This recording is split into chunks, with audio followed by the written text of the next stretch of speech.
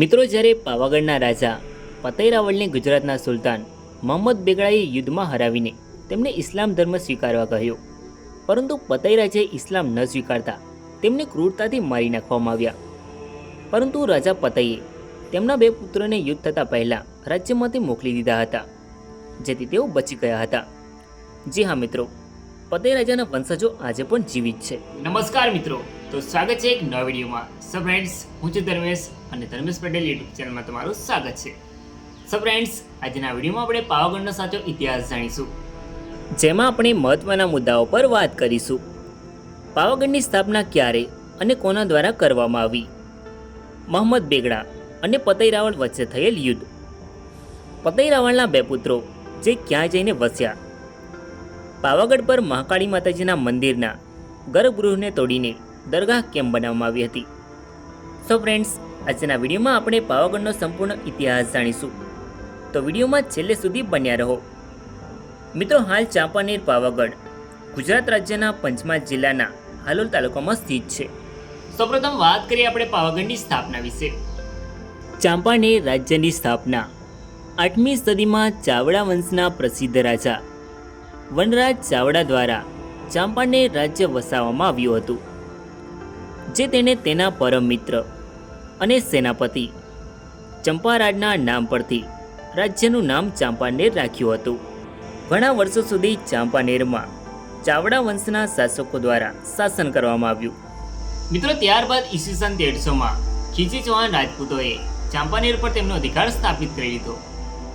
તે સમયે ગુજરાતનો સુલતાન આ વાતથી ઊંચો નીચો થઈ રહ્યો હતો, કારણ કે અમદાવાદથી થોડે દૂર ચાંપાનેર ચૌહાણ રાજાઓનું નાનું રાજ્ય હતું.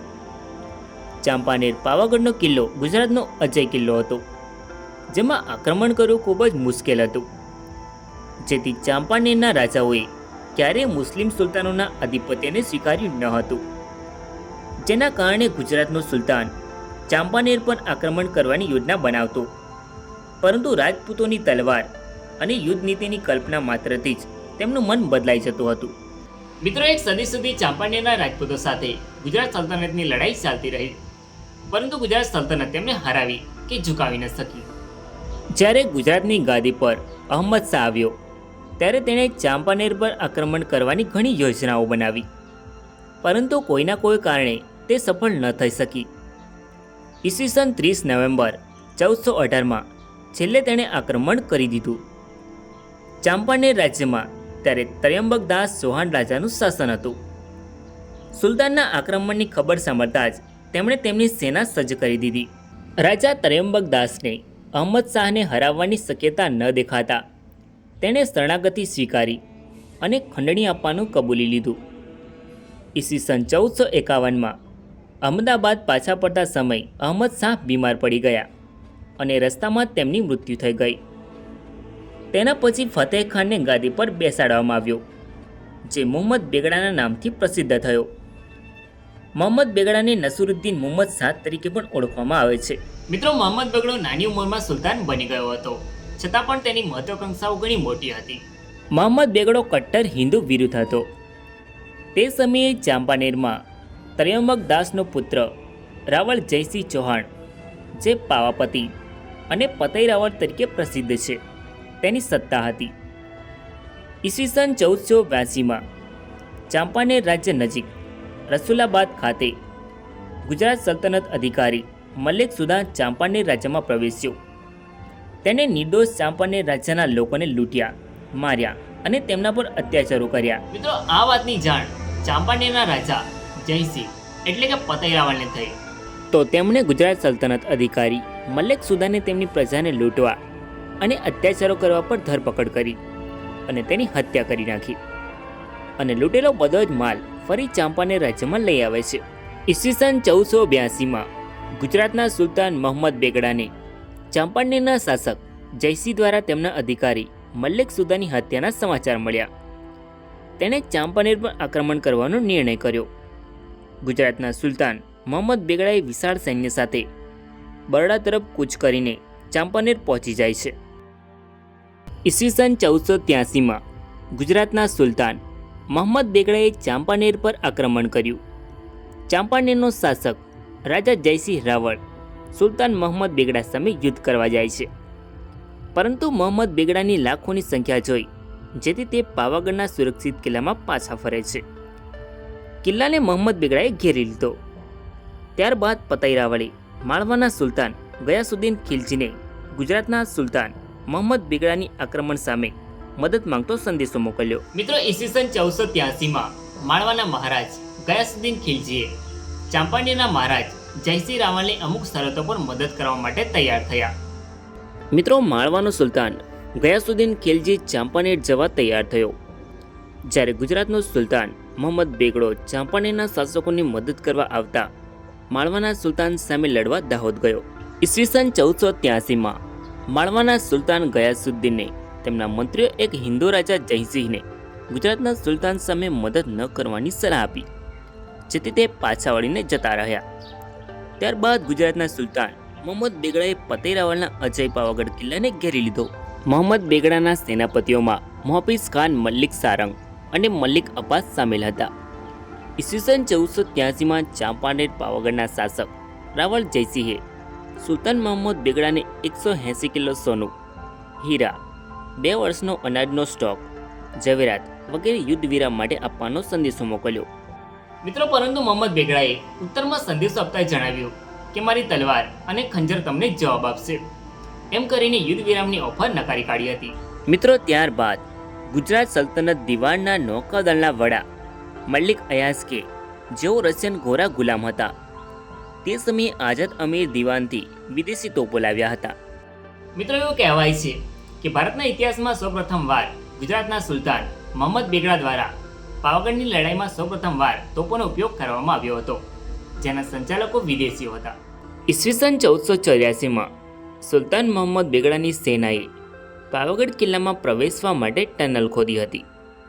ત્યારબાદ 21/11/1484ના રોજ ગુજરાતના સુલતાન મોહમ્મદ બેગડો અને તેની સેના 20 મહિનાની ઘેરાબંધી પછી પાવાગઢ કિલ્લામાં પ્રવેશી. સૌપ્રથમ મલ્લિક સારંગ સુરંગના રસ્તે પ્રવેશ કર્યો.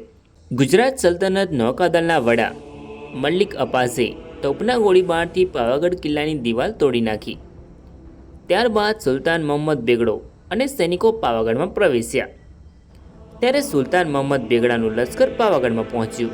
મિત્રો, રાજા પતઈ રાવળની સેનાની સંખ્યા મોહમ્મદ બેગડાની સેનાની સંખ્યાથી ખૂબ જ ઓછી હતી, છતાં પણ તેમણે મોહમ્મદ બેગડાની સેનાને હચમચાવી નાખ્યા હતા. લગભગ પતઈ રાવળના 700 જેટલા રાજપૂત સૈનિકો અને અધિકારીઓ મોટી સેનાને ભારે પડતા હતા. ઓછી સંખ્યામાં રાજપૂતો મોહમ્મદ બેગડાના 20,000થી વધારે સૈનિકોને મોતને ઘાટ ઉતાર્યા હતા.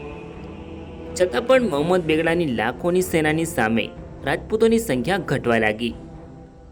રાજપૂતો પર ચારે બાજુથી આક્રમણો થવા લાગ્યા, જેમાં તેઓ નમળા પડી ગયા અને એક પછી એક મરવા લાગ્યા. અંતે બધા બહાદુરીથી લડ્યા અને તેમના જીવનનું બલિદાન આપ્યું. ઈસવીસન 1484માં પાવાગઢ યુદ્ધમાં રાજા જયસિંહ અને તેમના મુખ્ય પ્રધાન ધરમસિંહ ઘાયલ થયા હતા. ગુજરાત સલ્તનત બેગડાની સેના દ્વારા તેઓને જીવતા પકડવામાં આવ્યા હતા. જ્યારે આ વાતની જાણ રાજમહેલમાં થાય છે, ત્યારે ચાંપાનેર રાજ્ય હારી જવાના ડરથી પતઈ રાવળની મહારાણી, રાજપૂત સ્ત્રીઓ અને બાળકોએ ભેગા મળીને જોહાર કર્યું. જ્યારે સુલતાનનું સૈન્ય પાવાગઢ કિલ્લામાં પહોંચ્યું, ત્યારે સ્ત્રીઓ અને બાળકોએ ચિતાની આગમાં પોતાને બાળી નાખ્યા. જ્યારે રાજા પતઈ રાવળના પુત્રોને સુરંગના રસ્તે સુરક્ષિત જગ્યા પર પહોંચાડી દીધા હતા, જેથી તેઓ બચી ગયા. જ્યારે રાજા પતઈ રાવળ અને તેમના મંત્રી ધરમસિંહને બંદી બનાવી લીધા. બંદી બનાવ્યા બાદ રાવળ જયસિંહ અને તેમના મંત્રીને બેગડાની સામે લાવવામાં આવ્યા.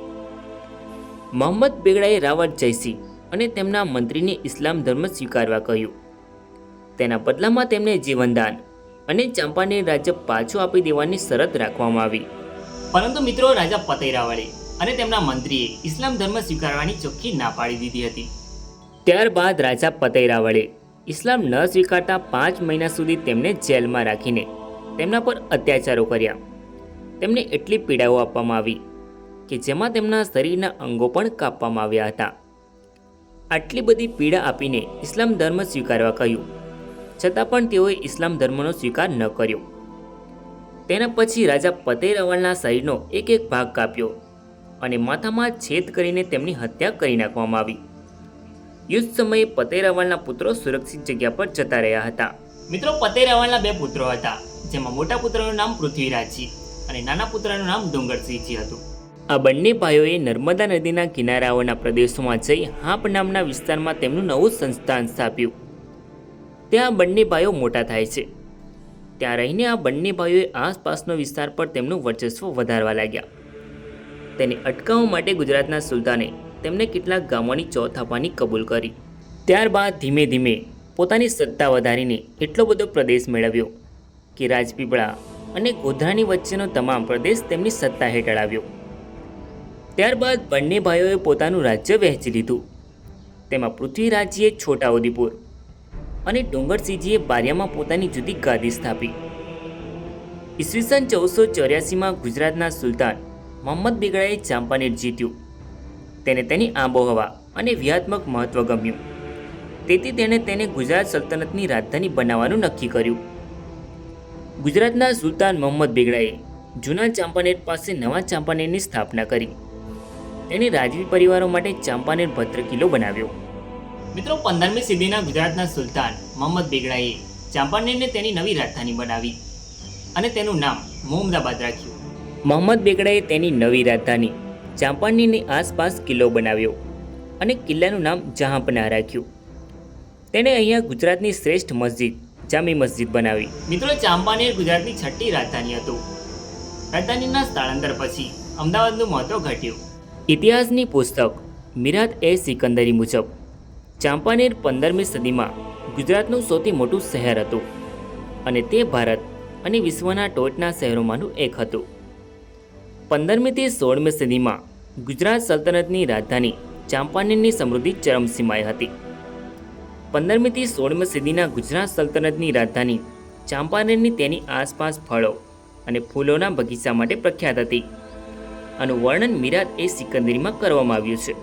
મિત્રો, તે સમયે ખોરાસાની ગાર્ડન આર્કિટેક્ટે સુલતાન માટે ચાંપાનેર નજીક હાલોલ ખાતે ફુવારાઓ સાથેનો સુંદર અનોખો પર્શિયન ગાર્ડન બાગ-એ-હાલોલ બનાવ્યો હતો. ઇતિહાસના પુસ્તક મિરાત-એ-સિકંદરી મુજબ તે સમયમાં ચાંપાનેર પાસે ચંદનનું જંગલ હતું. 15મી સદીના ગુજરાતના સુલતાન મોહમ્મદ બેગડાએ ચાંપાનેરમાં ટંકશાળની સ્થાપના કરી અને ત્યાંથી સિક્કાઓ બહાર પાડ્યા. આ સિક્કાઓ પર શહર-એ-મોહરમ લખેલું હતું. ચાંપાનેર 50 વર્ષ સુધી ગુજરાતની રાજધાની હતી. ત્યારબાદ ગુજરાતના સુલતાન બહાદુર શાહે ઈસવીસન 1526થી 1537ના સમયમાં સુલતાને રાજધાની ફરી અમદાવાદ ખસેડી. 16મી સદીમાં ગુજરાતની રાજધાની ચાંપાનેરથી અમદાવાદ ખસેડાઈ, જેથી ચાંપાનેરને ખાસ મહત્વ ન મળ્યું. વેપારીઓ અને વ્યવસાયિકો ત્યાંથી સ્થળાંતર થયા. હવે જાણીએ પાવાગઢ પર મહાકાળી માતાજીના ગર્ભગૃહને તોડીને મસ્જિદ બાંધવાનું કારણ. મિત્રો, પાવાગઢ મહાકાળી માતાજીનું મંદિર 11મી સદીમાં બનાવવામાં આવ્યું હતું. ત્યારબાદ 15મી સદીમાં મુસ્લિમ આક્રમણખોર સુલતાન મોહમ્મદ બેગડા દ્વારા ચાંપાનેરના હુમલા દરમિયાન આ મંદિરના શિખરને તોડી પાડવામાં આવ્યું હતું. મોહમ્મદ બેગડો કટ્ટર હિન્દુ વિરોધ હતો. જ્યારે તેણે પાવાગઢના શાસક જયસિંહને હરાવીને ચાંપાનેર પર તેનો કબજો જમાવ્યો, ત્યારે તેણે ચાંપાનેરની આસપાસના તમામ હિન્દુ મંદિરોને નષ્ટ કરી નાખ્યા હતા, જેમાં પાવાગઢ મહાકાળી માતાજીના મંદિરના ગર્ભગૃહને પણ તોડી નાખ્યું હતું અને તેના પર સદન શાહ પીરની દરગાહ બનાવવામાં આવી હતી. તે સમયે મોહમ્મદ બેગડાએ ઇસ્લામ ધર્મના વર્ચસ્વ માટે ચાંપાનેરમાં અનેક મસ્જિદો અને દરગાહ બનાવડાવી. તેણે રાજ્યના હિન્દુ લોકોને જબરજસ્તી ઇસ્લામ ધર્મ સ્વીકારવા કહ્યું. સો ફ્રેન્ડ્સ, આઈ હોપ કે તમને પાવાગઢના ઇતિહાસનો વિડીયો ગમ્યો હશે. સો ફ્રેન્ડ્સ, વિડીયોને લાઇક કરીને કમેન્ટમાં તમારો અભિપ્રાય જરૂર લખો અને ચેનલમાં નવા હોય તો આવા જ અવનવા વિડીયો જોવા માટે ચેનલને સબસ્ક્રાઈબ જરૂર કરો. ધન્યવાદ.